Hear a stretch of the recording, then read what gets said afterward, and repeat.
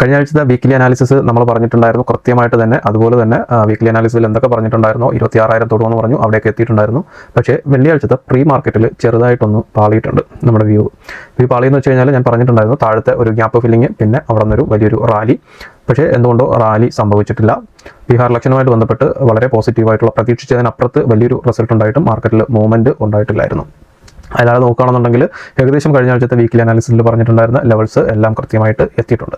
കഴിഞ്ഞ ആഴ്ചത്തെ weekly candle നോക്കുകയാണെന്നുണ്ടെങ്കിൽ വളരെ വലിയൊരു പോസിറ്റീവായിരുന്നു. കഴിഞ്ഞ ആഴ്ചത്തത് വീക്ക്ലി ക്യാൻഡിൽ നല്ല ബുള്ളിഷാണ് ക്ലോസിംഗ് വന്നിരിക്കുന്നത്. പക്ഷേ അപ്പോൾ തന്നെ നമുക്ക് അവിടുത്തെ ഒരു ട്രെൻഡ് ലൈന് കൃത്യമായിട്ട് റെസിസ്റ്റൻസ് ഫീൽ ചെയ്യുന്നുണ്ട്. അവിടെ തന്നെയാണ് കഴിഞ്ഞ 2-3 ദിവസമായിട്ട് നമുക്ക് ഒരു റിജക്ഷൻ വന്നുകൊണ്ടിരിക്കുന്നത്. നമുക്ക് ഡേ ക്യാൻഡിലോട്ട് പോകാം.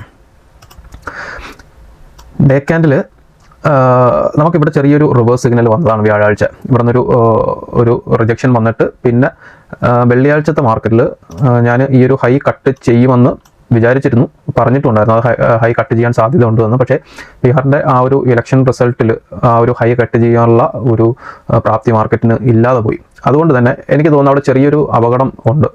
ഈ മാർക്കറ്റിൻ്റെ ഇപ്പോഴത്തെ ഒരു ലെവൽ ശ്രദ്ധിക്കുകയാണെന്നുണ്ടെങ്കിൽ അവിടെ പ്രൈസ് ആക്ഷൻ അനുസരിച്ച് ചെറിയൊരു അപകടം അവിടെ നടക്കുന്നുണ്ട്. കാരണം എന്തെന്ന് വെച്ച് കഴിഞ്ഞാൽ ഇവിടെ നമുക്ക് ഡബിൾ ടോപ്പ് ക്രിയേറ്റ് ചെയ്തു അല്ലേ. ഡബിൾ ടോപ്പ് നമ്മൾ കൃത്യമായിട്ട് അതിൻ്റെ മുന്നത്തെ ആഴ്ചയിൽ വീക്ക്ലി അനാലിസിൽ കൃത്യമായിട്ട് നമ്മൾ ഇവിടെ നിന്നാണ് ഒരു റിജക്ഷൻ പറയുകയും ഇവിടെ നിന്ന് സപ്പോർട്ട് പറയുകയും ചെയ്തിട്ടുണ്ടായിരുന്നു ഇല്ലേ. ആ ഒരു ഡബിൾ ടോപ്പ് ഒരു നെഗറ്റീവ് ട്രെൻഡിനുള്ള ഒരു സാധ്യതയായിരുന്നു. ഏതാണ് ഷോർട്ട് ടൈമിലോട്ട്, ലോങ് ടൈമിലോട്ടല്ല, ഒരു ഷോർട്ട് ടൈമിലോട്ട് ഒരു നെഗറ്റീവ് ട്രെൻഡ്. ആ നെഗറ്റീവ് ട്രെൻഡ് താഴെ നിന്ന് കഴിയുകയും ചെയ്തു, അവിടെ നിന്ന് തിരിച്ച് കയറുകയും ചെയ്തു. പക്ഷേ അവിടെയാണ് അടുത്ത പ്രശ്നം വരുന്നത്. ഇവിടെ ഈ ഒരു ഡബിൾ ടോപ്പ് വന്നതിന് ശേഷം, അതായത് പ്രൈസ് ആക്ഷൻ അനുസരിച്ച് ഇവിടെ നിന്നൊരു ഡൗൺ ട്രെൻഡ് വന്നു, ഇവിടെ ഹൈ ക്രിയേറ്റ് ചെയ്തു, ഇവിടെ ഹയർ ലോ ക്രിയേറ്റ് ചെയ്തു, ഇവിടെ ഹയർ ഹൈ ക്രിയേറ്റ് ചെയ്തു, ഹയർ ലോ ക്രിയേറ്റ് ചെയ്തു, ഇവിടെ നമുക്ക് ഹയർ ഹൈയും ക്രിയേറ്റ് ചെയ്തു.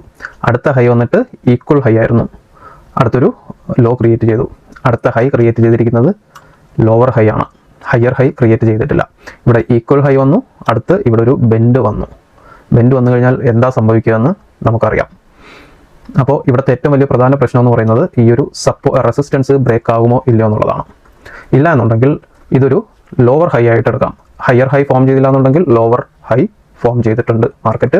ഈ ഒരു ഹൈ കട്ട് ചെയ്തില്ല എന്നുണ്ടെങ്കിൽ തിങ്കളാഴ്ച മാർക്കറ്റ് ഒരു ഡൗൺ ട്രെൻഡിലോട്ട് പോവുകയാണെന്നുണ്ടെങ്കിൽ ഇതൊരു ലോവർ ഹൈ ആയിട്ട് എടുക്കേണ്ടി വരും. അങ്ങനെയാണെന്നുണ്ടെങ്കിൽ അടുത്ത് നമ്മൾ പ്രതീക്ഷിക്കേണ്ടത് ഇതിന് താഴെ ലോ ക്രിയേറ്റ് ചെയ്യുന്നുണ്ടോ എന്നാണ് നമ്മൾ നോക്കേണ്ടത്.